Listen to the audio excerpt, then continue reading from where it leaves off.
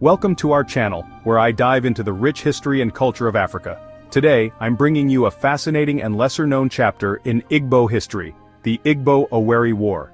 Specifically, we'll be focusing on the Siege of Umuahia, a pivotal event that shaped the course of Igbo history. The Igbo-Owerri War, which spanned from 1700 to 1800 AD, was a series of conflicts involving the Igbo people and the Owerri kingdom. These clashes were sparked by disputes over trade, territory, and cultural differences. Umuahia, a strategic town in the heart of Igbo land, became one of the key battlegrounds in this conflict.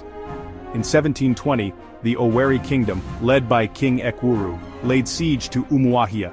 This town was heavily fortified, but the Owerri forces were determined to capture it.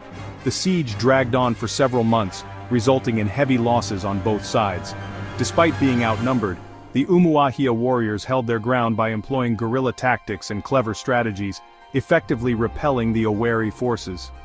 The Siege of Umuahia was a turning point in the Igbo-Owerri War. The courage and resilience of the Umuahia warriors inspired other Igbo communities to resist Owerri aggression. Eventually, the war culminated in the signing of the Treaty of Umuahia, which established lasting peace between the Igbo and Owerri kingdoms.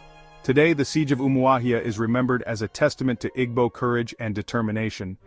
That's it for today's video on the Igbo-Owerri War, the Siege of Umuahia. I hope you enjoyed this journey into Igbo history. Don't forget to like, comment, and subscribe for more videos on African history and culture. Until next time, stay curious and keep exploring.